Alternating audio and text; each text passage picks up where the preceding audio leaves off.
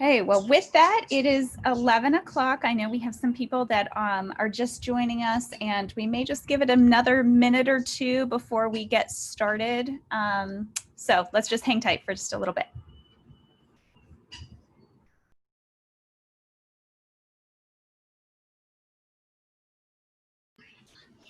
For those of you just joining us too, we have the chat box open, and if you have any ideas that you would like to get out of this session, this is the point of a town hall. We want to make sure that we are able to be flexible and adapt to that in terms of what people want to talk about. So please feel free to add your thoughts to the chat, and we will be monitoring that throughout the session today.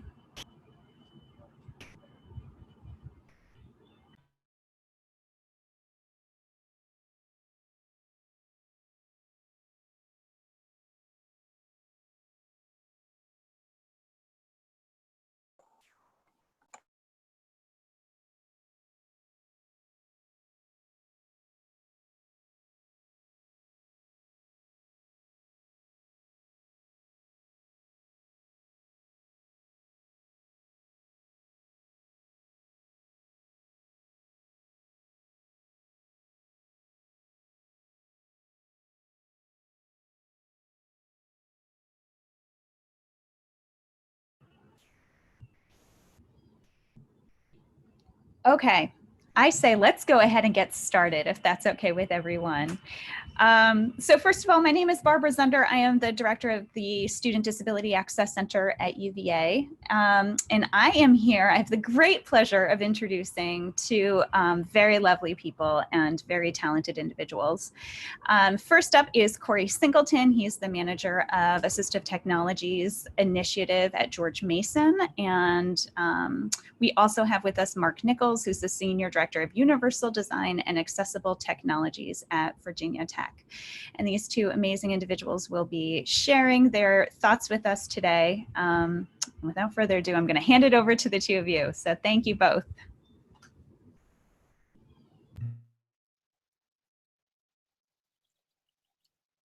Oh, Corey, I think you're muted. I am, sorry. I have a backup mic in case kids run in the room. That's what it is. So we will go ahead and get started. My name is Corey Singleton. I manage the Assistive Technology Initiative at George Mason University. Mark, if you go back to the previous slide real quick. You bet.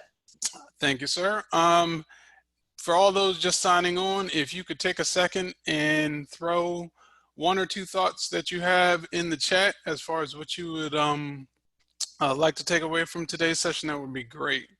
That'll give us some ideas about how we move forward through some of this content. What we are hoping for is more collaboration and discussion, less lecturing. Now, with that said, we will lecture some. That's not what we hope to do, but we will lecture a little bit. So, but as we go through this, feel free at any point in time if you want to chime in with questions. At least when I'm talking, Mark's going to be monitoring the chat.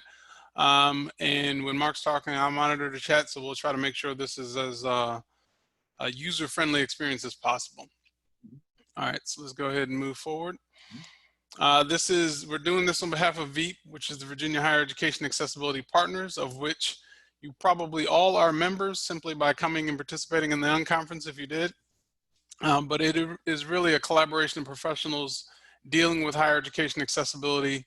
And although I mentioned higher education accessibility because that's where it started, this really is partners throughout the state who are dealing with IT accessibility. So not just higher education, but K through 12, the executive branch agencies, we all can benefit from all of our collective knowledge around these issues. So today's agenda is loosely broken up into 4 parts. We will probably run through some of these timelines, but this gives you an idea of how much time I guess we're expecting to cover some of these things. So captioning 101 really is about us getting everybody to the same place. Making sure we're speaking the same language around captioning and transcription, what's driving captioning, some of the research out there, some of the what the legal requirements are. That's pretty much what we're going to focus on in captioning 101. We will do demonstrations of tools. We will not demonstrate every tool. We hope that you are bringing some of your own knowledge about tools and resources to this as well. We will demonstrate a few that kind of give you a broad understanding of what's out there and available, things that we've used that we've had some success with. So please feel free to offer up other things or offer up other perspectives if you have ideas about some of the things that we're sharing. We will then go through sample use cases and workflows, and this will probably run into the open collaboration discussion area too. So our thoughts around this are to be able to not only say, hey, this tool does this, but to think about how we might implement it in our own respective situations.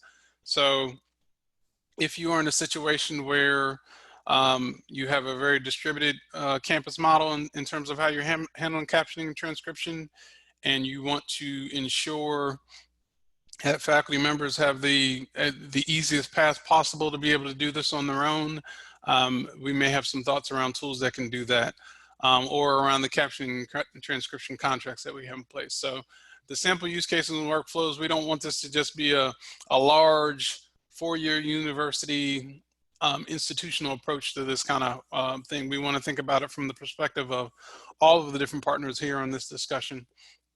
So please offer up your own scenarios, situations, things that we can make it as fruitful as possible for everybody. Does that sound about right, Mark? Sounds perfect. The only thing I'm going to add is, just in case you missed it on the previous slide here, we do have a bit.ly to this presentation. So all of the active hyperlinks, if you want to follow along, or if you want to save this session, you can access it at bit.ly/VHEAP20. Perfect. Thank you, sir. All right, so let's go ahead and get started with Captioning 101. So Mark identified this really nice infographic from 3Play Media. And it gives you a nice 30,000-foot view of all of these different statistics related to accessibility. In particular, this one focuses on hearing and vision loss. For the purposes of our discussion today, we'll focus mostly on the hearing stuff. I'm not going to go through everything in detail. I just kind of wanted Mark to scan through this to give you an idea of some of the broad points that it's giving. And I pulled a few things out as we move through our own presentation. But this gives you an idea of all the stuff that's available. It talks about hearing loss and vision loss statistics, and then moves into what's going on with online video, generally and broadly, not necessarily disability specific, but just video in general. Then it goes into the use of closed captioning. And it will move into the implications, or actually it goes through audio description as well. And then it moves into the implications for social media on captioning and transcription. So I pulled a few points out of this to kind of help frame our discussion today as we move forward. But this is a nice infographic that you can access and on your own time go through and see what you think about it. So big statistics to focus on. In the United States, not just broadly when we're talking about the world, but in the United States, roughly 15 to 20% of the US population has disabling hearing loss. Hearing loss, not hair loss, but hearing loss. As far as hearing loss, for whatever reason, it could be a number of different reasons that causes this hearing loss. We'll focus on functionally, everyone for the most part is impacted in the same way. There's going to be some degree of hearing loss, whether that's moderate or total deafness. There's a range there. But functionally, we're talking about individuals who may need access to transcripts or captions or amplification or some other types of aids. So functionally, that's what we're kind of paying attention to. In the United States, that translates to roughly about somewhere between 40 and 60 or 70 million different individuals. And one statistic that they actually had on that infographic was that I think they said 60% of the individuals in the United States with disabling hearing loss are actually either in the workplace or in education. So there's a lot of individuals that could be greatly impacted by what's happening now with the growth in online video, and specifically our focus on trying to make sure that captioning and transcription is available to support these individuals. So one of the bigger drivers of video, period, is social media. All right, and the four largest social media platforms, or the four most most represented, or either the most used, I would say Facebook, Twitter, YouTube, and Instagram. And so one of the big things that's driving that is not necessarily, well, people like video. That's just the main thing. It's an easy eye grab. But marketing, a lot of the marketing that's taking place now, or at least the push in marketing for all these online platforms, is that most posts and tweets with video receive more engagement than those without. So if you are scanning through Facebook or scanning through Twitter, people tend to stop more for those tweets or those posts that have video along with it. The other interesting thing about some of the research that's out there is that most of the individuals who are accessing these videos, they will watch the videos without sound, and even find that videos with captions receive more engagement than those without. So that alone is a huge driver of why you see a lot of video on social media, why there's a huge push for closed captioning for video. It's also a huge push, you know, and that's just kind of one of the things that's happening. But as we move towards the higher education implications, that's why you're starting to see a lot of a lot more platforms, rather, a lot more tools and resources that are out there and available for people to be able to close caption content. And so we'll touch on some of those, but these statistics are all drivers in one way or another, and why you're starting to see more use or greater use of captions, just generally on the internet. As it moves into higher education implications, I pointed out two specific studies. So one was done by Kaltura. Now take this with a grain of salt, because you do have vendors involved, and there may always be a slant in some way. So you have to keep that in mind when you look at any research. But Kaltura did a study in 2015 of people who were obviously users of their platform. For those who don't know what Kaltura is a video management hosting platform, probably similar to Panopto. I know UVA uses Panopto. Mark, do you guys use, you guys use Kaltura as well, right? Yep, we're a Kaltura campus. Mm-hmm. All right. And one of the interesting statistics that they found was that 93% of their respondents, and this included students, instructional designers, and faculty members, believe that video improves the learning experience. One of the interesting things we found on our campus was that the instructional designers, it's not just the use of video randomly, because nobody really wants to sit through, none of our students want to sit through 30-minute or 60-minute lecture videos. But one interesting statistic on our campus that they found is that students start to trail off, or really just anybody engaging with video, well, it will start to trail off at roughly about 5 or 6 minutes. And so there's been a huge push from our instructional design team to make sure that all videos, even if you record a 60-minute video, that you create a bunch of 5 to 6 minute clips, or even shorter, so that it's a more engaging experience for students in an online environment. And so the other study that I will point out was a study that was done, I believe it was 2016, and this was done between the Oregon State's eCampus in partnership with Replay Media. They looked at roughly 47 different institutions. And so there were a lot of statistics that came out of it, but I'll point out a few. So one of the things that came out of it was that a number of institutions were unsure, or rather the closed captioning model was distributed across a number of different departments. So it wasn't just disability services or the Office of Communications. You might have some folks in different academic units, or you may have had folks in the provost office who are actually paying for captions as well. And so how do you, one of the problems with that is, how do you track how much money is being spent? How do you track on whether it's effectively being used? So, you know, a faculty member may have created a video at midnight and decided, I want this done in 24 hours just so I can get it off my plate. It's 24 hours a really good use of your funding that you may have put towards that. And so actually funding leads into another area that came out of this study, which was that most of these institutions did not necessarily have an idea of how they were funding these different areas. Either the funding was, again, centralized somewhere, or it was distributed amongst a number of different departments and units. There really weren't good strategies in place, or or policies in place to actually handle captioning and transcription broadly. And so it was a really good, actually reading through the study, it's a great snapshot of where we are in higher education. Even if you look at just the state of Virginia, there are roughly, and Mark and I were talking about this the other day, and correct me if I'm wrong on any of these things, Mark, there are roughly about 7 to 8 schools, right?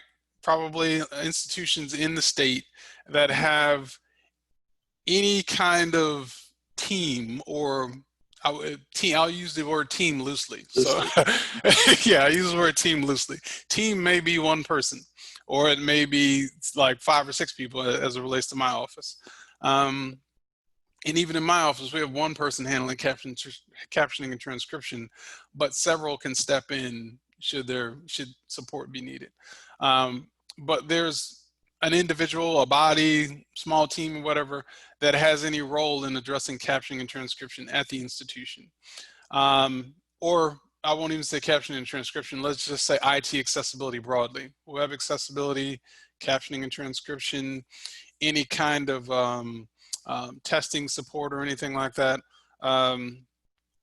Document remediation, like actually helping people to fix Word, PowerPoint, PDF documents. That is not centralized much throughout any of the institutions in Virginia. There are a handful of us doing that. There are 100 to 200 schools, I believe, when we talk about public and private institutions in the state of Virginia. And we're talking less than 10 that have any kind of strategies, policies, staffing in place to do those kinds of things. So this study is a perfect, a macro view of what's happening probably in all of the different states across the country in terms of how we're handling this in higher education. So the big takeaway was, I'll read that last point if you can go back to the real slide. Despite legal obligations, implementation of closed captioning are a huge challenge in higher education. It's kind of, you point out those statistics, it pretty much speaks for itself. There's no clear model that most people are following.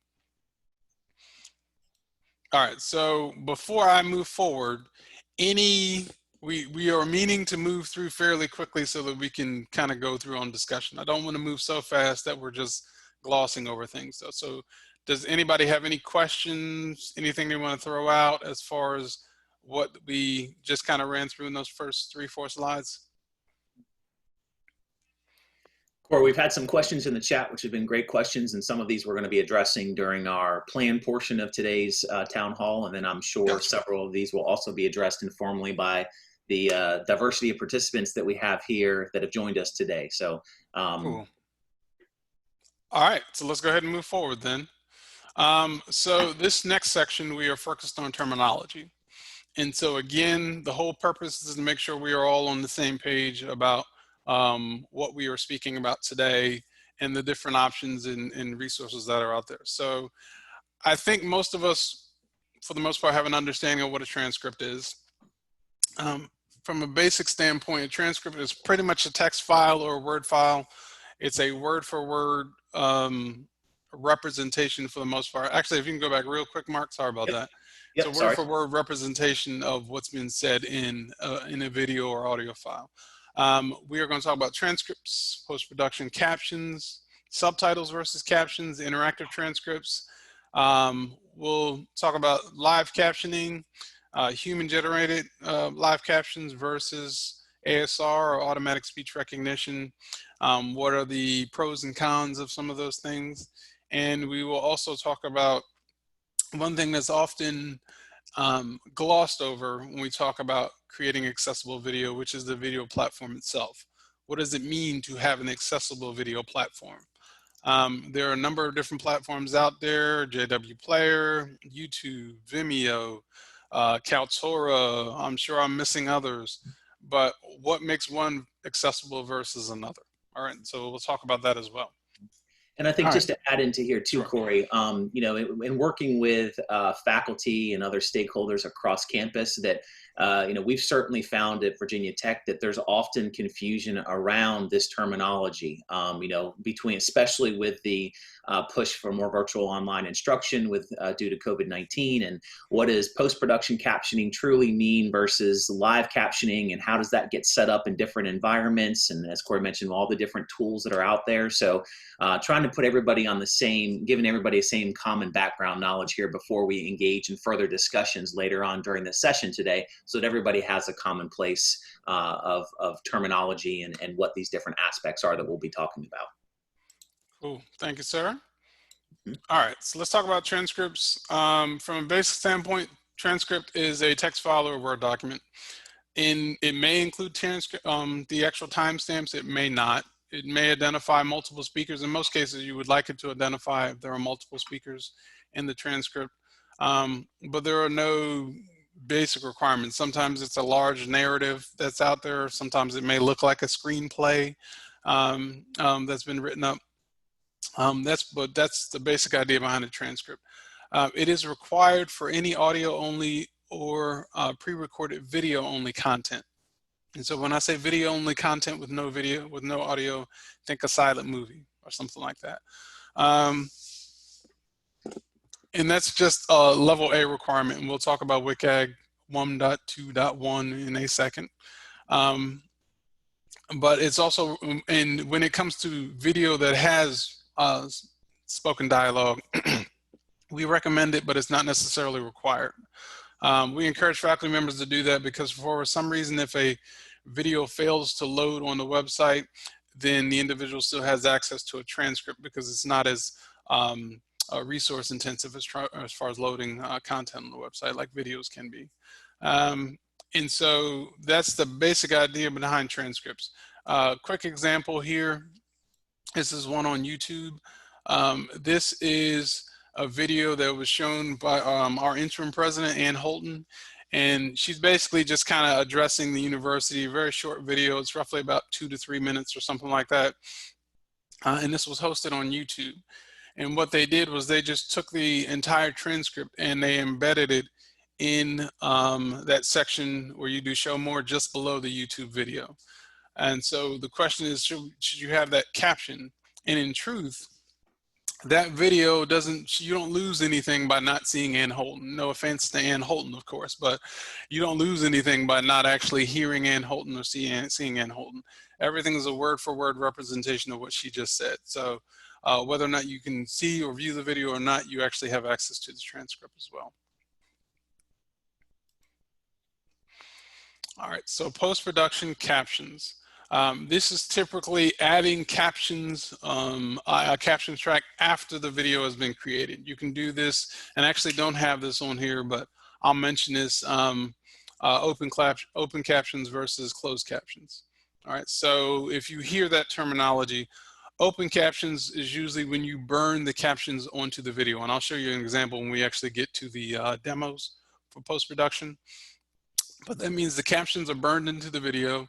You cannot turn them on or off. Everybody sees the captions if they're watching the video. Closed captions means that it's a separate track running along with the video, and you can turn that captions track on or off. So if you need them, you can turn them on. If you don't need them, you don't have to actually see them. And so for post-production, this is when the video has already been created. And for any video that has audio or spoken dialogue or whatever, you are also adding on post-production captions to make that video more accessible. The most common file formats out there are SRT and WebVTT. Do not get lost in the acronyms and what they mean, and don't lose sleep over that. That's something to learn at another time. But the most common file formats that are out there are SRT and WebVTT. That means that the platforms that we commonly use, like I'll say at Mason, YouTube, Vimeo, and Kaltura are the 3 most commonly used platforms that we have access to, or that our faculty members have access to. And they all take SRT files. And so usually when we get a file from the vendor, we will have them, we will download it as an SRT file and upload it for the faculty member, or we can give it to the faculty member if they want to host it on their own instructional site or something like that. But formats enjoy the broadest support across multiple video and social media platforms. So you have YouTube, Vimeo, Facebook, Twitter, Kaltura, Panopto. I'm sure these are probably common platforms that we're all used to working with, but all of these platforms that I mentioned here in the example portion of this slide support these two file formats. And Corey, I just want to make one other distinction on the open versus closed captioning. So Sure. With the open captioning, as Corey mentioned, that is essentially baked into the video file itself. One of the downsides of open captioning is that it doesn't allow the user any customization of how those captions are presented. You can't change them on the location on the screen. You generally can't change the text size. You can't change the color contrast of the background and the captions themselves. So while it's a benefit that yes, it's there and everybody sees it, and you don't have to, somebody doesn't have to remember to turn on the closed captioning button, it does come with some precautions of some limitations in the usability and the customization by the particular user that might need those additional settings to accurately see and engage with those captions. Good point. Great point, actually. And they can be distracting for some users too. So if you were showing a video that's open captioned in the classroom and everybody had to watch the captions, that can be a little distracting as well for some people in the class who don't necessarily need the captions. All right, so captions versus subtitles, and what's the big difference between the two? Captions assume the viewer cannot hear, so when there is, say, glass breaking in the background or a dog barking in the distance or a car driving by, you may see in brackets that information being provided to the end user. So if I'm sitting here watching a video and this other random sound is happening that may offer some context or clarity to what's actually happening in that scene, that's placed in brackets so that you understand there's additional sound that's taking place. Subtitles are typically just for viewers who don't understand the language. So you will usually get the spoken dialogue. You do not get all of that additional stuff that actually happens. That's the main difference between those two. From a user standpoint, from a functional standpoint, I have not had students who are complaining about one versus the other. From an instructional perspective, if you happen to be showing video or where all of those parts and pieces may be really beneficial to understanding what's taking place, like some kind of film studies course or something like that, I can see where there may be huge differences when you want to make sure that students have the actual captions. But functionally, that is rare that I have anybody ever mention anything. And I say rare, in truth, I've never had anybody never had anybody complain one way or the other. Mark, have you seen anything like that? Not that I've seen, no. Mm-mm. Okay. But that small distinction at least helps people to kind of understand, well, am I getting this or am I getting that, and what's the difference? That's literally the difference, that small part right there. Mm-hmm. All right, so just some quick examples of what interactive transcripts are. So this is probably in recent years a fairly new feature where you actually see the transcript along with the video. In this particular example, this is Films on Demand, which is one of our library video catalogs. I'm going to assume that all of us have subscriptions to Films on Demand because pretty much every library, especially in higher education, has this as one of their titles or one of their databases. And so for Films on Demand videos, you usually have the ability to turn on and off the closed captions, but you also have the ability to pull up the interactive transcript, which usually shows to the right of the video. And it's interactive in the sense that you usually have a cursor highlighting each word as it's spoken in the video. So you also have the ability in this particular example to search the video. So if I go ahead and type in a search term in this red area up there where it says search the video, you will see that term, if it exists, highlighted in all of the different areas that it shows in that video. And then someone has the ability to actually go through and click through where they see that search term. So there's usually a little bar that shows up with a few notches, and the notches indicate where this shows up in the video. So very interesting. You should be able to do that with this particular video, with this particular type of transcript as well. And I just wanted to point out too, so to me, this is the aha moment that we've been experiencing, at least at Virginia Tech, with interactive transcripts, was there's a new functionality that we have inside of Kaltura that went live a few months ago. And we've been doing some teaching and learning course design clinics in partnership with some other units on campus that have that support teaching and learning. And we've been sharing this with faculty that, now your students, when they miss something in a lecture, with this interactive transcript, can go back and find, using a keyword search, find that content and immediately be taken to that point in the video where that content is discussed or shared. This has been, from our experience, has been a real eye-opener. We've had a lot of positive comments from faculty in the in these course design clinics of, wow, that's amazing technology, or, oh my gosh, I could have used this when I was doing my, degree work for PhD or master's degrees. So I think this is a really good example of how captioning benefits all, how transcripts benefit all. This is something that every single student and user can benefit from, not just a particular subset of users. Great point. And it's also, this is kind of one of those carrots where you can get people to buy in. Because it's not so much about students with disabilities or an accommodation or one specific thing. As Mark was saying, a lot of people can benefit from it. And we've had faculty members who specifically request the interactive transcripts or some type of plugin because they really want that in their classes. All right, so the next example is YouTube. If you watch any YouTube video and it has captions, then they have interactive transcripts as well. The difference with the YouTube ones is that they're non-searchable. There's no place where you can go and click a button and then type a search term or whatever, but it does follow along with the captions. But if you click, there's usually 3 dots to the right next to that save button. Can you circle around that? Just hover your mouse around that in the bottom right corner of the video. Yes, sorry about that. So those 3 dots, if you click that, that usually opens up a context menu where you can then open up the transcript, and then you'll see to the right of the video, the interactive transcript becomes available. Nice thing about that is if you have a YouTube video that you do not own, but you want to grab that transcript, you can actually go and click and drag in that area and actually copy and paste that transcript into a text file or a Word document. So that's another way to get access to the transcripts, certainly for videos that you may not have ownership of. All right, live captions. I think for the most part, all of us are on the same page about live captions. So I'm going to point out a couple of distinctions as far as live with human generation, which is usually when you have on-site cart. That's essentially you have an individual, the cart writer sitting right next to or somewhere near that individual who may require the captions. They mainly near can be in the room. They're pretty much in the same space. So they're listening in on that same lecture or meeting or discussion, and then they're providing that those captions directly to this individual's laptop or computer system or whatever, or mobile device or whatever.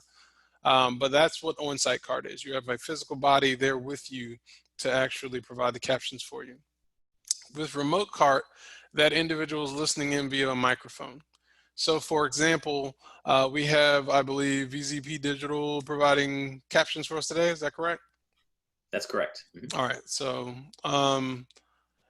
and so what happens is they have an individual listening in on this session, and then that individual actually is providing captions through this same session platform that we're then able to kind of listen in on. For individual users, what we do is we have students who are usually provided a link directly and a link connecting directly via the web with whoever that cart writer may be, and we will provide the student with a separate microphone that the faculty member has. So that faculty member has a lapel mic that's connected to that student's computer system. They'll pull up that web platform, and then they're able to just kind of chat with the cart writer, but the cart writer is actually listening in on the class through that lapel mic. And so this is what happens with human generated captions.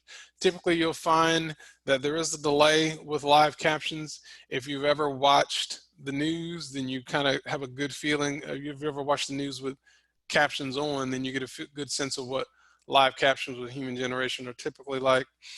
There's a delay. It can be anywhere from 2-3 seconds. It can be 5-7 seconds. It just depends.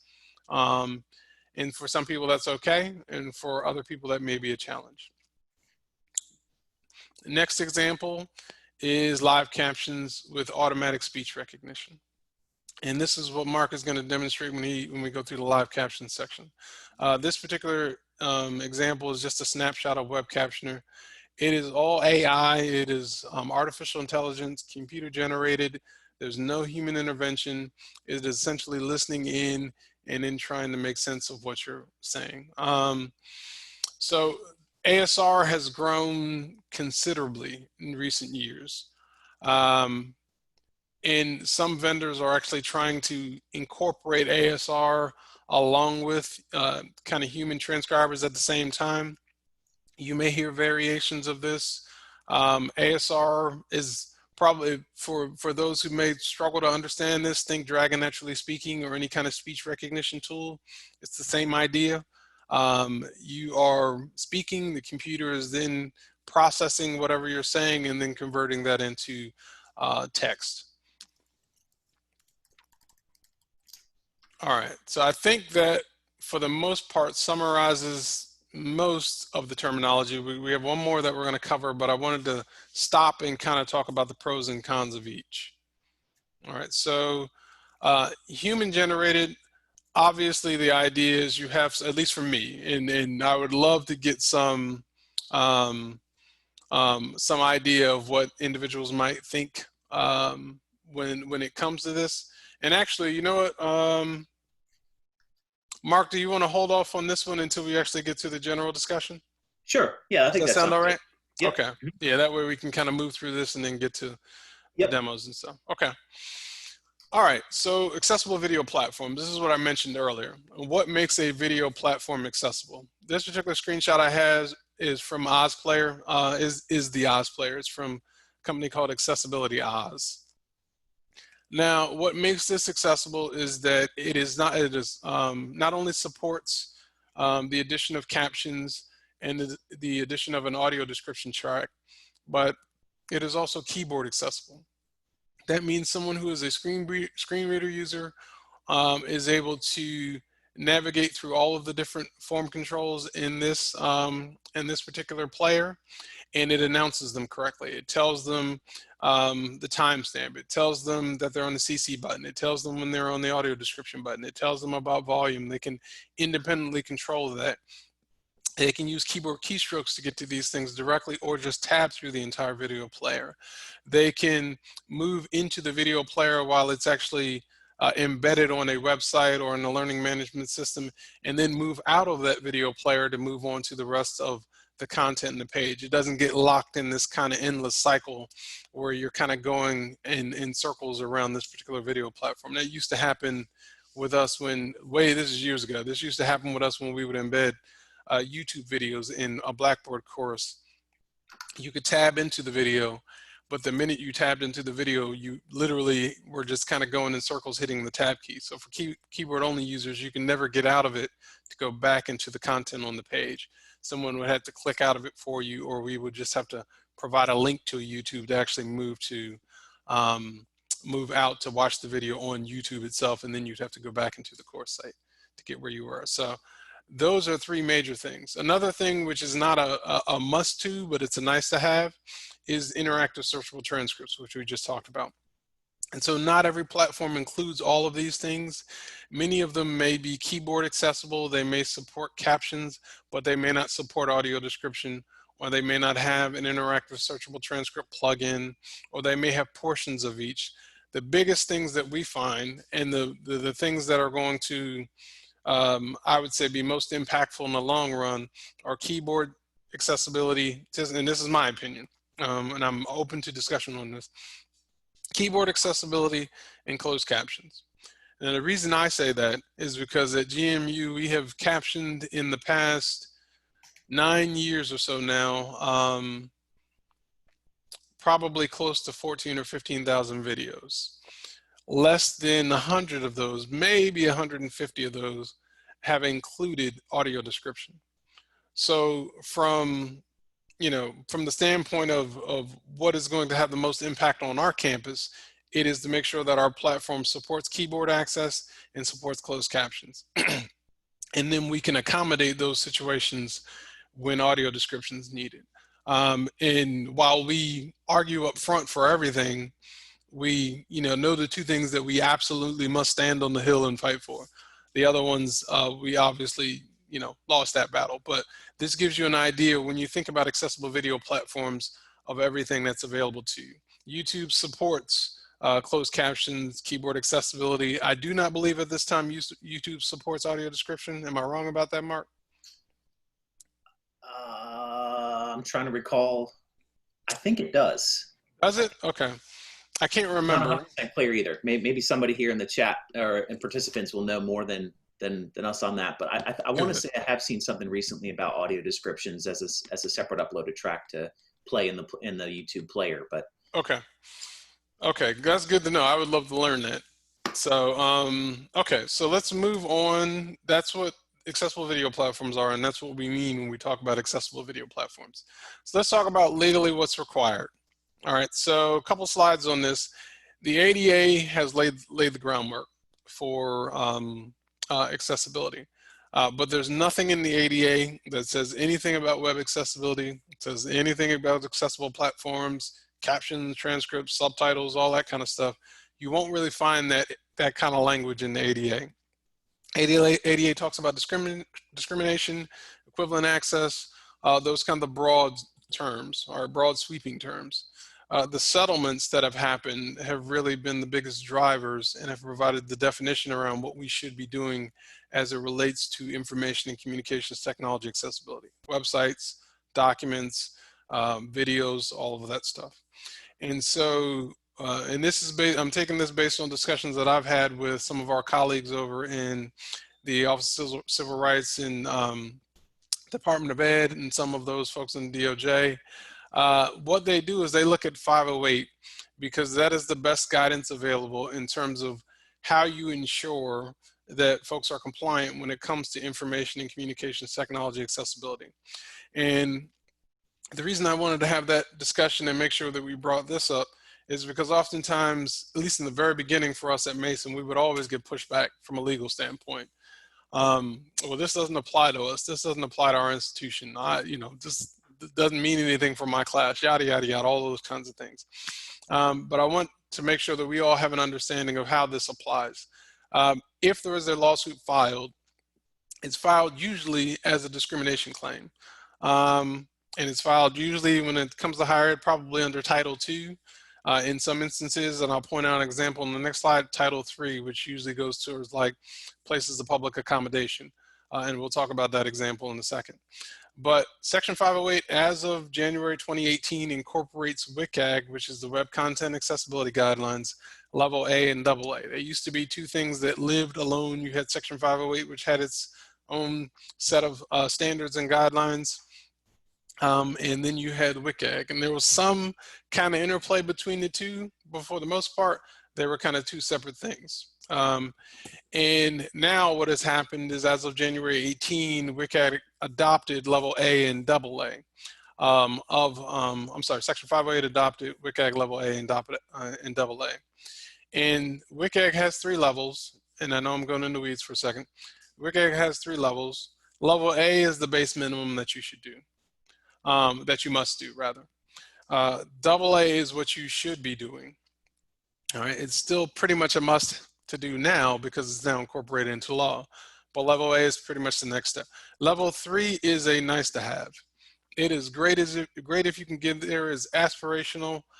9 times out of 10, most of us are probably not there. Most of us are probably struggling to get through level AA, but that's where we live now in terms of what's required by the law. Level A standards, audio only and video only, pre-recorded content should have transcripts. So level A 1.2.1 pretty much applies to transcripts. So if you are hosting, if you have a faculty member who is hosting podcasts on a website or they're having them in the class, then that podcast should have a transcript to go along with it. If you have a video only representation where it's a video, again, I talked about silent movie. I know Mason, one of the things they like to do is for some of their promotional videos, you have this nice soundtrack, but you have no idea what is taking place in the video if you can't visually see it. And so to have a transcript that talks about what's taking place visually in that video could be helpful, because there are times when there may be a video that's sort of like a virtual discussion or virtual platform. So that's something to think about, or not discuss, but like a virtual I'm blanking right now. It's like a virtual, the dog's running around me. That's why I'm blanking right now. But it's almost like a virtual experience on the campus, kind of taking you around campus, snapshots of different areas like that. Another level A standard, or the next thing, is captions pre-recorded. So for any pre-recorded video content, think lecture videos, anything like that. It could be a faculty member talking over PowerPoint. Those videos should be captioned. Now, specifically, this mentions when it's focused on the individual who may be deaf or hard of hearing, but it's pretty much saying that any video that you have that's pre-recorded should have captions. If you have, they also talk about audio description. That's the next level A standard as it relates to time-based media. For audio description, it's kind of what I talked about. If you have video that, of course, has spoken dialogue in it, the visual imagery is important. You want to make sure that you include audio description. Now in level A, they also talk about a media alternative. And that media alternative could be, let's say you have a video with spoken dialogue and you don't add an audio track in order to have audio description included with it. And so for those who don't know what audio description is, basically if you watch a video and whenever there are breaks in the dialogue, you will usually hear a narrator come in and describe what is taking place visually in that scene. That's what audio description, or descriptive video, you may hear it called at times too, is. And so if you don't have the ability or for one reason or another to actually add that audio track in as a part of that file, what you could do is create a media alternative. And so what it says is that basically you could essentially create a screenplay. So if I create a transcript that includes all of the sounds, any of the spoken dialogue, in addition to any sounds like maybe a car driving by, a dog barking, glass breaking, same examples I gave earlier, as long as that's all included in that media alternative, that is sufficient to meet the standard for level A for audio description or media alternative. The next two, level AA, is live captions. So for any synchronized media platform like we are doing right now, then you should also offer live captions. And it talks about all of those things that you should be doing are live captions. So any live events you are doing, any live classes. Now keeping in mind from a practical standpoint, that is not likely that all of us are doing that. You can, however, focus on where the greatest need is. So if individuals request accommodations, or if it is an event, which is like we had a town hall yesterday at GMU that our interim president led, that obviously is going out to the broader Mason community as well as any kind of tertiary members, and so you want to make sure that's captioned. So any of those kinds of events or any of those kinds of situations or virtual events where you're going to have individuals who need accommodations, you can provide live captions and in a practical sense still meet the standard. And then finally, level AA, which I didn't quite realize until I was reading through it, is that audio description pre-recorded, which pretty much says all pre-recorded video content that of course includes synchronized audio or whatever, should have audio description. So technically, for every class that a faculty member has pre-recorded content or video that they're sharing, technically all of that content should be audio described as well. Now, I don't know how many people are doing that. I just told you, I just confessed on video that Mason is doing that at a very, very small clip. Huh? That's with you, Corey. We're not. Thank you. I'm not on this limb by myself. So, very small clip that we've done, but we've focused on need, not so much just broadly doing it, because from a practical standpoint, both financially and in terms of just the manpower, bandwidth, we don't have the ability to do that. And I would argue most institutions do not. Okay. Or just a time check too, we're at 11:50. Go ahead. All right. So I am going to finalize this last thing right here by saying the legal settlements to know. I'm just going to give you a cursory review of these three and then take some time to go through them. So internet as a place of public accommodation, three lawsuits, or three settlements rather, which was Netflix versus the National Association of the Deaf. This pretty much redefined internet as a place of public accommodation. And for those who don't know what that means, in the ADA Title III, places of public accommodation were typically like restaurants, movie theaters, doctor's offices, any business that is providing services to the public. And the traditionally brick and mortar businesses had to have like ramps and lifts. You know, when you talk about ADA, you were thinking about physical access. This lawsuit pretty much redefined the internet as being a part of a place of public accommodation, not necessarily changing the definition, but including the internet in that entertainment space. So Netflix was probably kind of grouped in with movie theaters that, yeah, it's on the internet, that doesn't matter. That's also a place of public accommodation. This forced Netflix and pretty much every other streaming provider out there to provide captions. Harvard and MIT versus the National Association of Deaf. This also looked at video that they were making broadly available to the public. Think massive open online courses, those MOOCs that are out there. This also reaffirmed that the internet is a place of public accommodation. And if you're going to post videos out there for the entire world to see, that stuff should be captioned. The last thing I'll point out is more under Title I, dealing with employment discrimination, but very relevant to our conversation today. The EEOC filed a lawsuit against FedEx for not providing ASL or closed captions to deaf employees who are working specifically as package handlers and job applicants, but also included in that was technology modifications that were needed for these individuals to be safe in the work environment, like devices that vibrated instead of beeped, flashing lights to kind of alert them when vehicles were coming by and things like that. So please take some time to read through those lawsuits. It's really interesting stuff. And from the standpoint of everything we're talking about today, this helps to define what we need to be doing around closed captioning. Mm-hmm. All right, I'm done. All right. All right.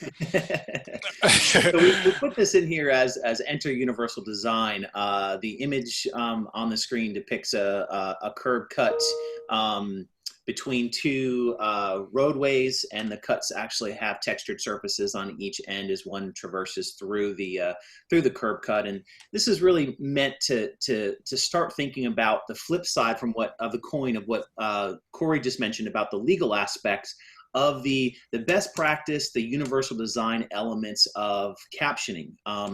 You know, in my opinion, captioning should be considered as a baked-in component with the production of any video. Doesn't matter what the video is. We haven't reached that as a point in society. That's where I hope we get to, is that it becomes commonplace that when you think of video, you think of closed captioning as just part of that video. 3Plays Media's research study highlighted that 80% of the people that are using captions aren't deaf or hard of hearing.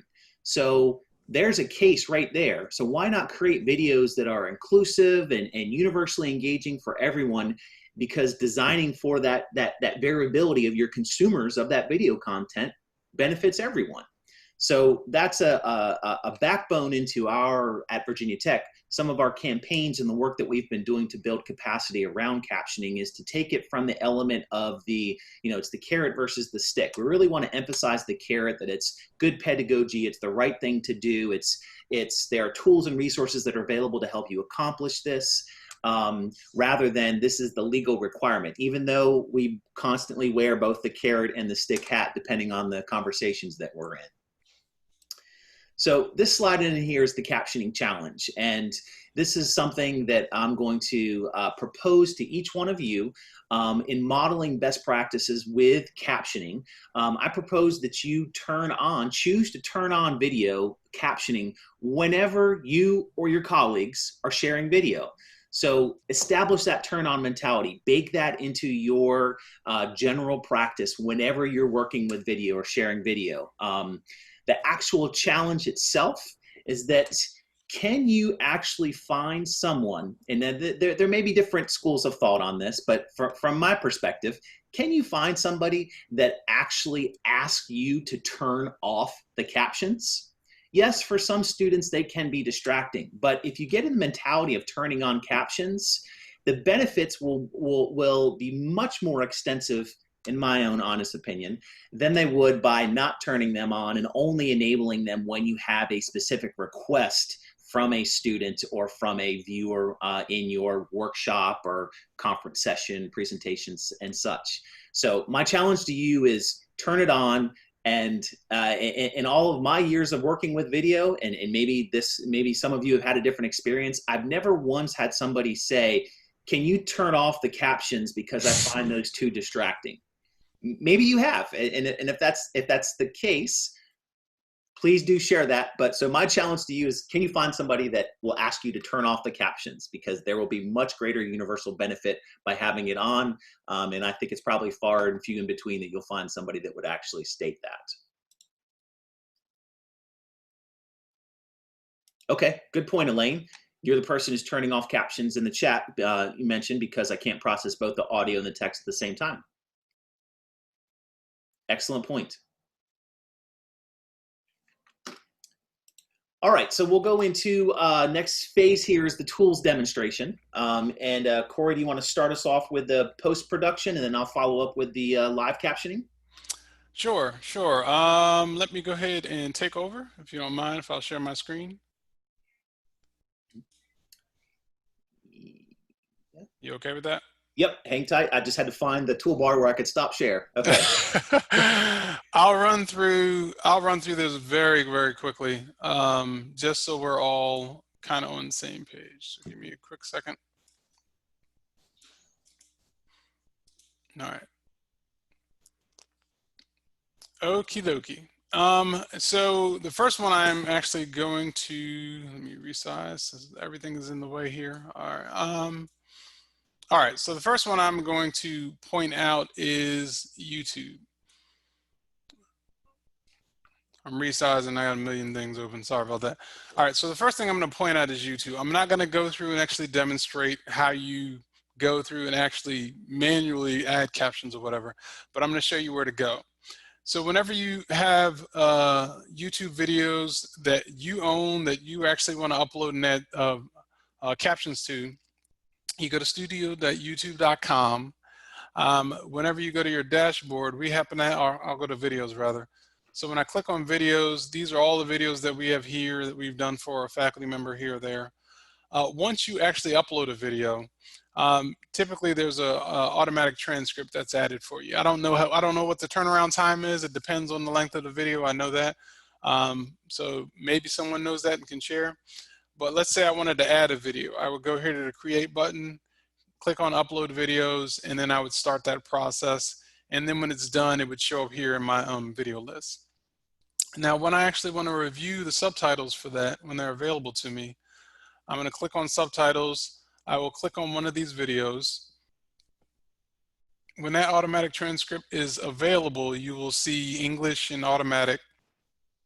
The easiest thing for most people, at least from the folks here on our campus that we talk to, they want to go in and edit the automatic transcript. So you can go in, when you click edit, you will see your video come up here. You'll see edit and unpublish. Unpublish means that you can get rid of the automatic transcript. If you happen to have some cleaned up versions of the transcript up there, actually very clean, nice caption version, you can unpublish the automatic one so that people don't have that option. If I click edit, then I now have the ability to go in and customize and change these actual captions. Nice thing to know is this keyboard shortcuts link up here, which shows you how you can do a lot of things without having to go back and forth between the keyboard and the mouse. So it's a really easy and clean process to move through the different utterances that are already in place. If you click through, it actually advances through the video. If you click play, you can see how it syncs up. All right, so what's nice about that too is if it's not aligning, you could change the time over here on the left, to the left of the utterance rather, or you can just drag till it actually stops. And so it becomes a little bit of a game kind of going back and forth. Some people love to do it this way. When we initially started our captioning process at Mason, I like using a desktop application to actually do things. And our student workers actually preferred to go in to YouTube and actually make the edits here. But this is where you would go to actually do all of the editing. So I'm going to go back to YouTube Studio real quick. I'm going to go back to this same video. Rather, let me click on subtitles.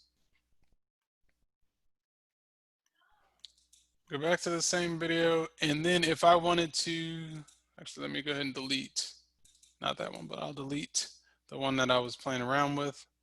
If I wanted to add my own video, like literally start from scratch, I can click add language. I'll choose English. And then I'll go over here to subtitles and click the add button. Then you have the option here of actually uploading a transcript if you have one. You can, if you do transcribe and auto sync, I can copy and paste my transcript in this area and then have it set the timings for me. And so you have a lot of flexibility in using YouTube videos. From a functional standpoint, it's very easy to get units and individuals started doing it. The problem obviously becomes staffing and time to do all of these kinds of things. So keep that in mind. So that's YouTube. Just one thing to quickly interject too, Corey, Sure. from the K-12 perspective. So I know everybody here, I believe, is from higher education or organization level participation here. But we had high schoolers in K-12 environment in Northern Virginia editing additional YouTube videos as part of their English classes, working on editing skills. So videos that are actually uploaded into YouTube, there's a function called Community Collaborator. And if you enable Community Collaborator, it means other individuals can come in and actually edit the closed captioning track for the video. So it might be a nice way of crowdsourcing some of the responsibility of having more accurate captions in YouTube by reaching out to other students on campus or even connecting with your local K-12 institution to see if this could be integrated into, you know, a junior or senior level high school class, English class. Good point. Thank you, sir. All right. So the next one is Amara. Amara is a resource that allows you to actually add captions to a video that's already out there. So just think about content you don't own. So any kind of Vimeo, YouTube, any other actual physical video file that you may have, I'm just going to put in a URL for one of these Mason videos so you can get a quick sense of what you're doing. You add it to the Amara public site. Now keep in mind when you create an account, you have private accounts that you have to pay for those. If you create a public workspace, in your public workspace, you will end up creating a video that a lot of people have, anybody has the ability to go in and access that video and any of the captions that you do. All right, so, or any of the captions you create. So here's my video. If I want to add or edit the subtitles, I click that button. Again, I'll select a language. Let me make sure I choose a language that I know. All right, English, and then I'll click add. And now you come into the subtitle editor window. Similar to the YouTube one, everything pretty much can be handled by keyboard when you actually start editing. So if I'm typing something, it shows up on the video. If I hit the enter key, it moves to the next one. And so you can continue to go through and actually edit the timings. You can go back and forth using Shift Tab. You can insert line breaks, and then you would use start syncing. And this would sync everything up for you. All right, so it's a very easy tool to use, but keep in mind, again, like I said, this would be publicly available, so anybody can access it. And if someone knows more, we haven't used Mara in years. I took some time to play around with it yesterday because Mark and I were talking about this, and it's another resource to keep in mind. But the thing I found challenging is when I want to take this video now and put it somewhere. So now that I've created captions or subtitles for this video, if I want to embed it somewhere, I can click the embed button. And then it provides me with this nice HTML code that I can go take and embed somewhere. I could not embed it I could not do it in the Blackboard test course that we have. I had a problem getting it to work well within that HTML editor that they offer us. And I could do it when I put it on a separate website, which, you know, I have my own kind of hosting stuff I could do. This is where you're going to have a challenge. If this is something that you then go to a faculty member and say, oh, you can just do X, Y, Z, unless you give them the steps for how they go and do this, you'll probably shut down that process real quick. So keep that in mind as you think about using Amara. This is a perfect tool for videos that you do not own, but you want to create your own subtitles for. All right, so if you pay for a private account, which I think is like maybe $25 a month or something like that, you get 2 accounts, and then you have the ability to work in a private workspace to create subtitles that nobody will see other than you and those you share it with. All right, and the last one I'm going to share is called VEED, VEED.io.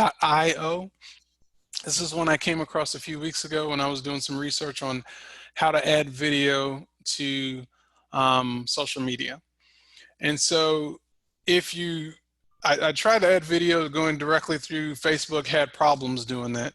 I tried to add video, I was adding the video on Facebook so I could add captions, and it became kind of a cumbersome process. In Twitter, unless you have a media account, you cannot do it in Twitter. So, you could not add captions in Twitter. So how do you go and actually add video that is captioned in social media? And I stumbled across this tool. It is great. So what I did was I created a short video here. I'm going to click on this video. For the free account, you can upload video that's up to 10 minutes long. And then it offers you the ability to create subtitles for it. You have auto subtitles, manual subtitles, or you can upload your own SRT file. So I am going to allow you to listen to me in this video, which I, take that with a grain of salt. This is me, and I'm just talking. All right, so I'll play the test video just to give you an idea of what it was doing. When I click auto subtitles, it's going to go through my video. I choose my language, and it's going to auto subtitle it for me. And so it shouldn't take long because it's only 37 seconds. And so now it has created subtitles, timestamps, and everything for the video. I can actually go through and style it. This is how I want the captions to look on my video. So if I go and click play, I'll let it play a little bit. I can change the subtitles. And when this creates subtitles, because it's a free account, I have to burn them directly into the video. So I'm gonna leave it as the, kind of this classic subtitle look that they have going here. I'll click play.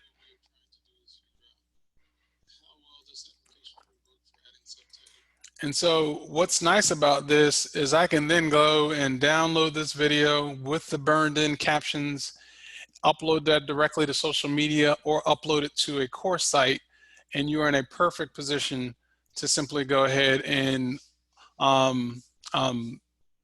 get it wherever you need it to go. But it's a quick way to go in and add subtitles really quickly. You have to pay to be able to download the SRT file if you want to host it somewhere else.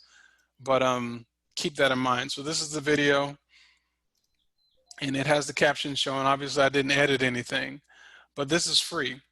The only thing you have is this VEED watermark that lives up here in the top left-hand corner. So keep that in mind as well. But it's another resource for faculty members. Mark, you want to go ahead and pull up, or you want me to go ahead and pull up the town hall thing? Sure, I can pull it up. All right, since you're going to be demoing next. Okay.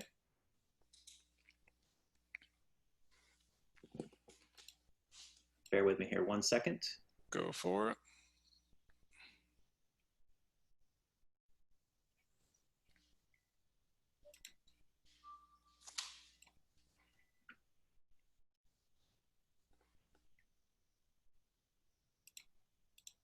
Okay, there we go.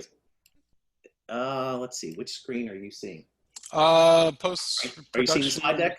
I see the slide deck, not in full screen. I see everything. I see your whole desktop. Ah, okay. Hang tight. Let me do this one more time. Sorry, I have 3 monitors and so many different tab windows as I'm researching things that people are asking me and great questions in the chat as well. So let me get the right one back up here.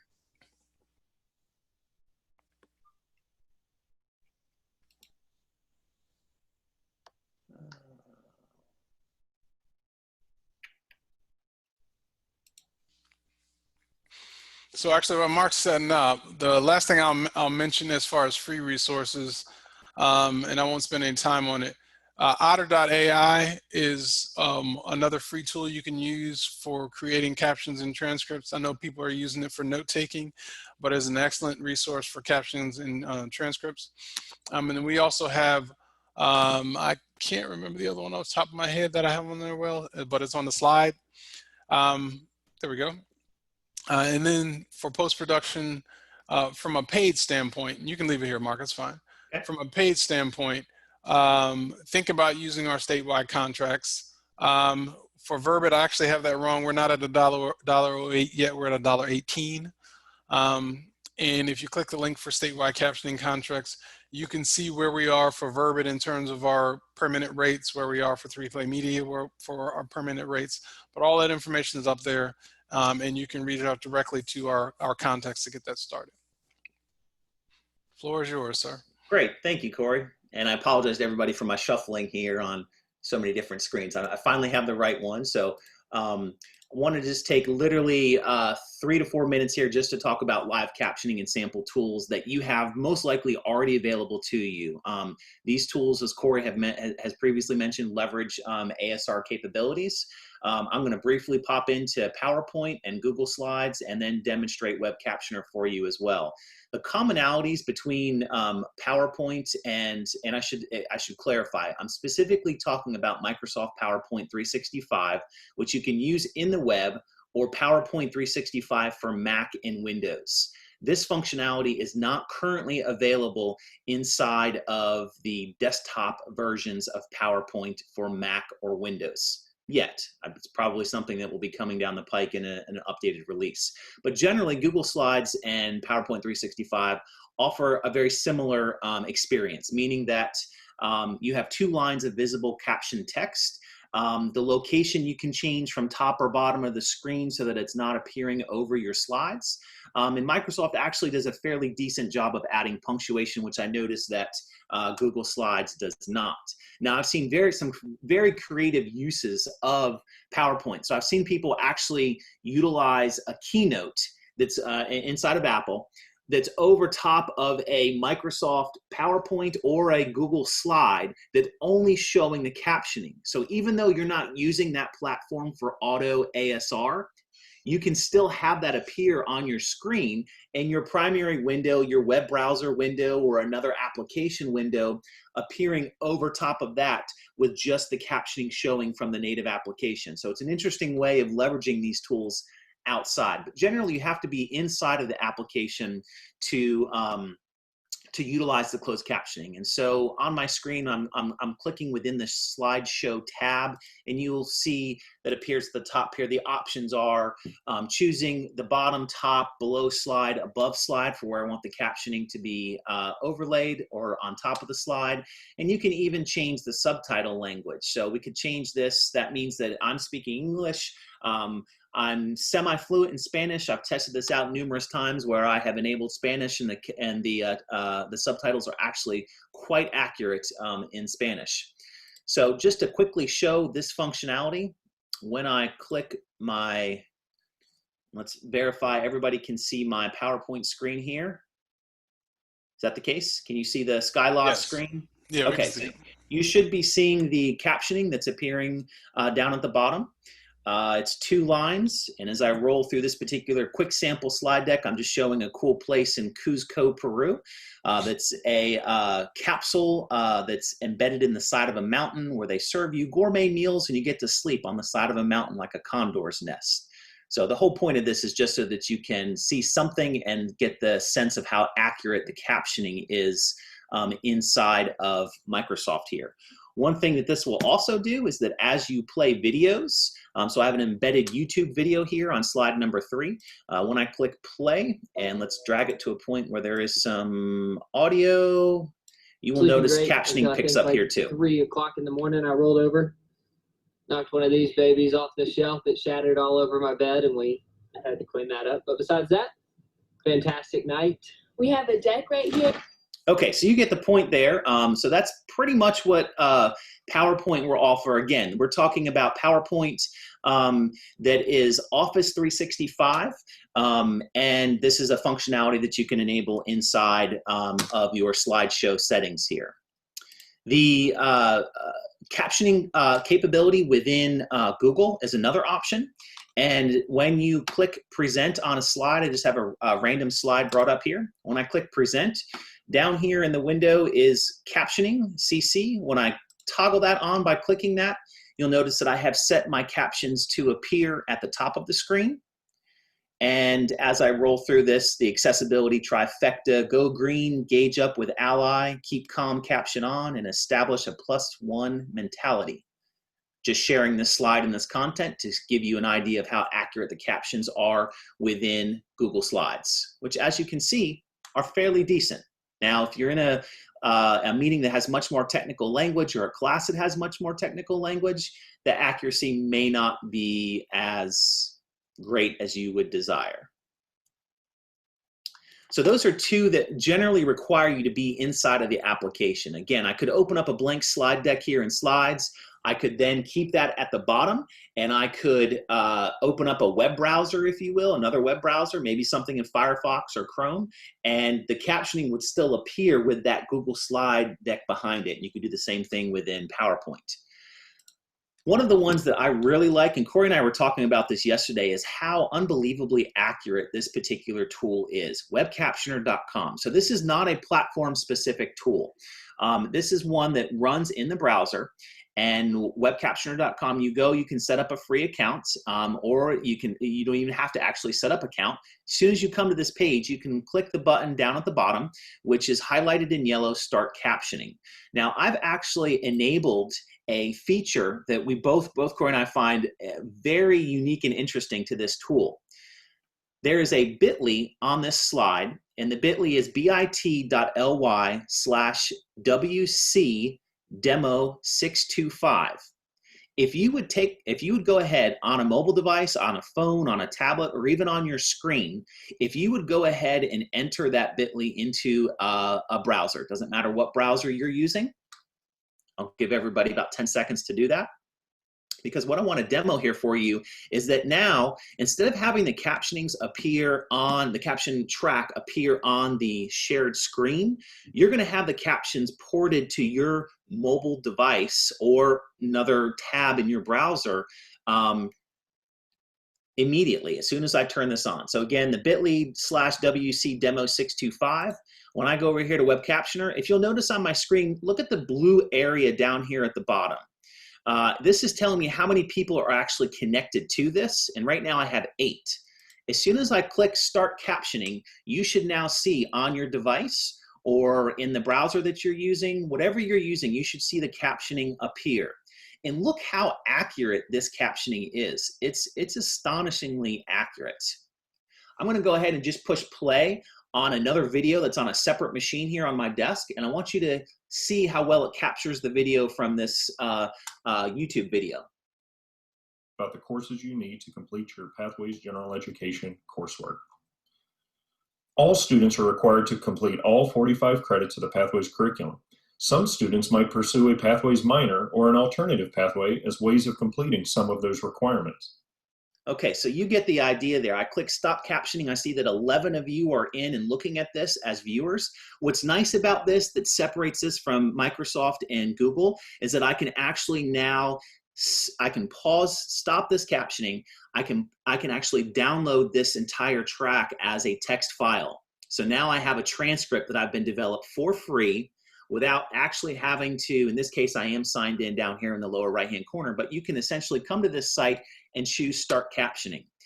In the resources section on the last slide of this slide deck, we've given you a link to, Corey has a great live captioning on a shoestring budget.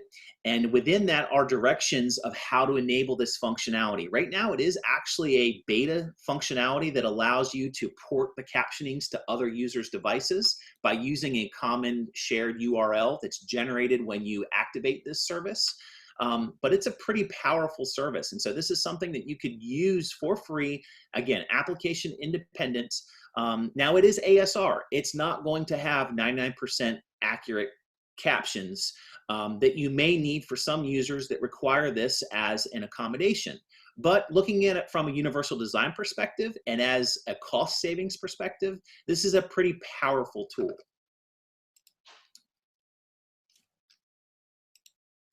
There are several other live captioning tools, and going back to the visual of the slide here, live captioning sample tools that are free-based. There are tools that, many tools that can be integrated into Zoom.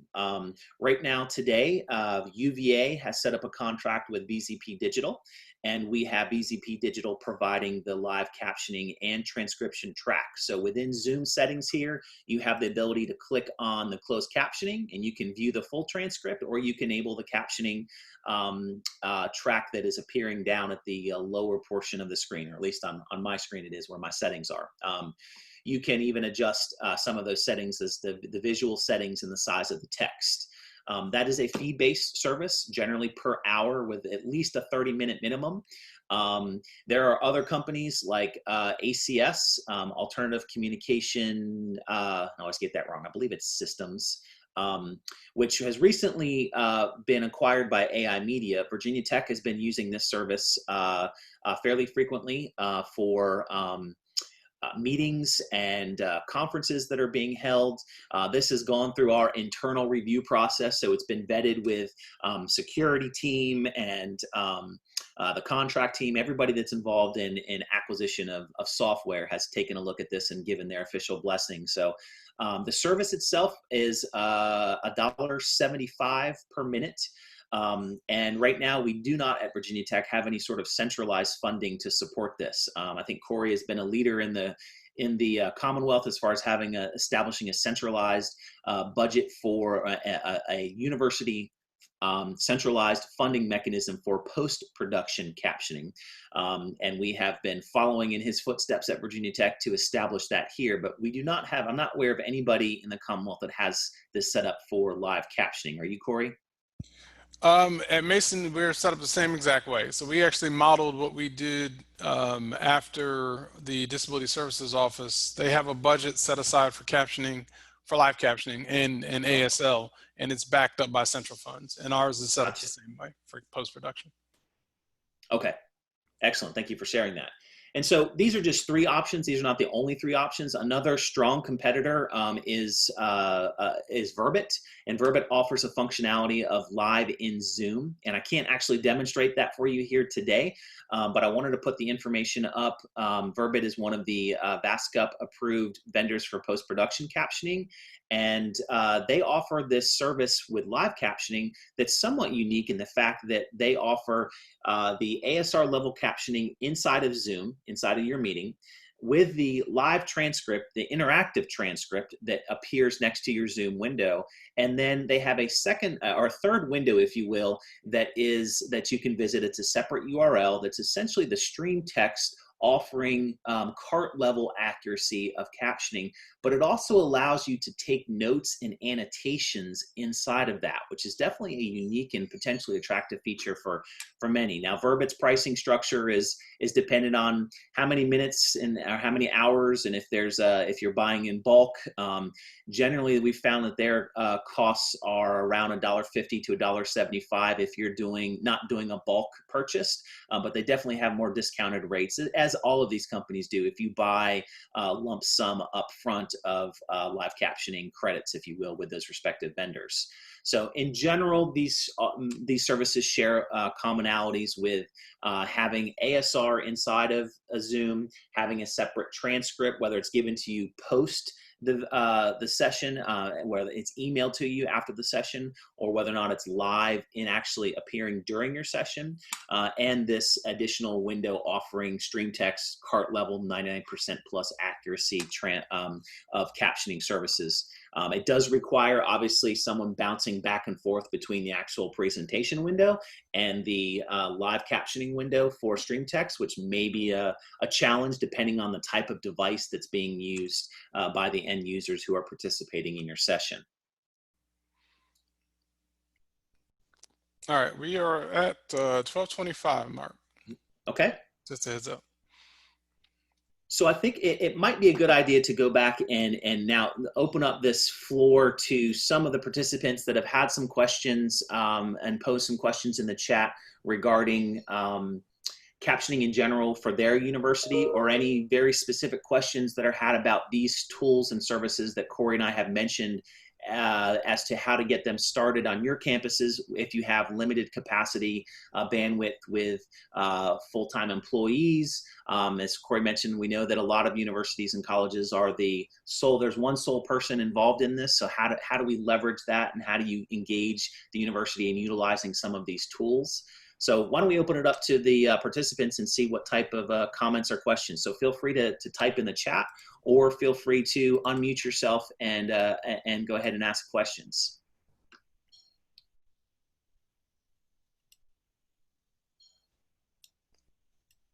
Just in case nobody jumps in, I'm going to go back to what people were saying at the very beginning, or what they added. So I think this was from Robert Glantz. How is everyone adapting to the more online presence? Elaine Bailey asked how to make captions so you can turn them on and off. I think we addressed some of these things. And is there a specific program you are using where you can toggle captions on and off? Okay, I think we've addressed some of these. I'm going through. Want to learn more about captioning? We just met with Verbit. I'd love to know more about the VASCUP agreement and what the rates are. This was from Leslie Henderson. Leslie, if you go to, Mark, actually, can you go to that post-production slide? Yep. For costs, I think it was 28. And click on that link for statewide captioning contract vendors. Mm-hmm. That actually takes you to the Mason website. And on the Mason website, towards the bottom, I've pulled together all that information. The highlighted is what the actual current rate is for 3Play Media, for example, $1.85 per minute pricing. Breakdown of turnaround times. And if you go through next, there's CLO. And then towards the bottom is Verbit. But that's where you can find all of the VASCUP rates. There are links to all of the contract agreements and everything you need to get started there, Leslie. Robert had another question in the chat about how do you handle YouTube videos assigned in a class that are not closed captioned to download and caption ? I would say Amara. If you can create a workflow with Amara where you know you're going to be posting that separate video, that's helpful. 1. 2, if you are doing it as an accommodation and you're going to be using it with a vendor, you can actually give the vendor that YouTube link and they will pull the video and caption it for you. And in many cases, they can actually send you a link with the video hosted in a separate platform that they have on their own site, so that you can then share that with the student if it's needed. It kind of depends on context. So if the context is around compliance, then, and you have a little bit longer time to actually do that, then Amara may be a good solution when you develop a workflow and where that final video is going to live. If you are doing it for an accommodation, you have a tighter turnaround time and you actually are going to a vendor, then work with the vendor on, all you need to do is provide them with the link and they'll pull it and caption it for you. I hope that answers your question there, Robert. A#4. Sorry, go ahead, Mark. Nope. Go ahead. No, go ahead. I just wanted to highlight too, we've referenced a few elements throughout the session here of some of these resources, but we've pulled together a list of what we feel are some good resources to further engage with best practices around captioning. How do you establish that culture at your university for either getting funding or getting access to tools in order to help support your captioning efforts? There are a variety of resources in here that can help you do that, how to build the case, the argument for captioning of video content. And the importance of having quality captions, absolutely necessary for students that need them as an accommodation. There's a whole culture out there of, especially if you're on Twitter and have read some blogs about captioning, about say no to craptions, that ASR is great, and it provides anywhere from, let's say, 70 to 80-ish% accuracy of captions generally, depending on the content and depending on how clear the audio is that's being collected by the source. But in general, having quality captions is something that we should be considering. And if you're using a tool that's leveraging ASR, automatic speech recognition, to the importance of editing those captions to bring up the accuracy rates. We certainly have a couple of instances when we started on our capturing adventure where key stakeholders in our campus that were giving lectures or town halls had things that were caught in closed captioning that did not have anything to do with the subject matter. And so, it was very important for us to recognize that, having quality captions, especially the video content that's being shared across the university and to the public, if we're not pursuing fee-based services, that we need to take the time and the effort to edit those captions where they're housed. For us, we're primarily using Kaltura and the Zoom coordination with inside of or the Zoom link with Zoom videos automatically ported into Kaltura and editing those videos in Kaltura. And I know that not everybody's doing that, but hopefully some of the tools that we've shown today will give you a better idea of how to go about editing captions to bring them up to a greater accuracy within these different platforms. A#4 had a question. I would like to know how your DRO offices, Disability Resource Offices, are at the table with higher admin in getting captioning in place. For them, it's been left to each department in the past, and I'm wondering if others are continuing to work that way, or has higher admin gotten involved making a better unified process? Are there any, would some folks be willing to kind of chime in and talk about how captioning is being handled on their campus? Is it a distributed model, meaning the departments are doing it by themselves?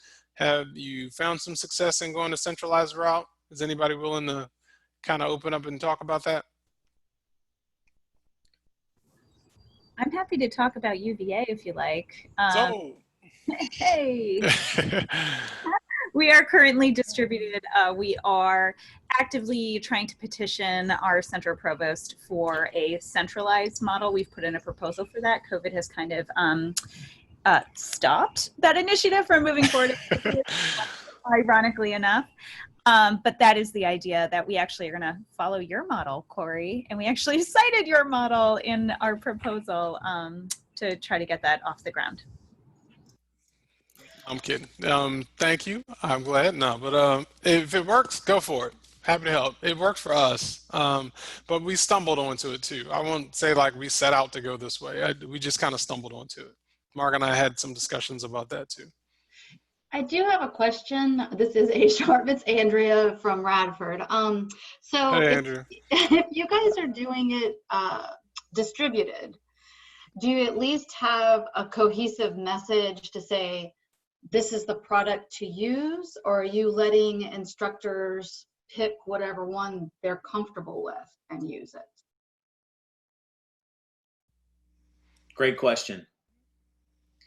At Virginia Tech, real quick, so we're leveraging Kaltura, and we actually, this was the first time in March that we were able to acquire a critical needs funding request to set up a centralized captioning fund that faculty members can access for any video, not just videos that are identified as a direct need for supporting a student as an accommodation. So looking at this from the universal design best practice perspective, we do have some parameters set up around that the videos must be, good pedagogy, 45 minutes or less, must be housed inside of Kaltura.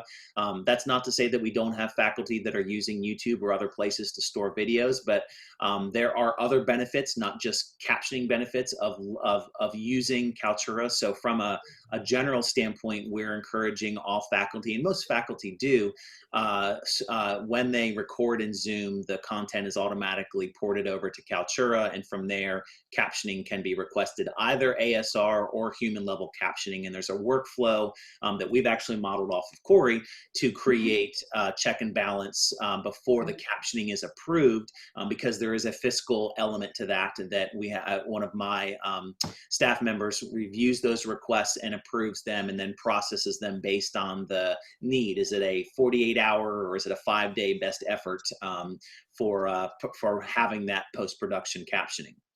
Okay, thank you.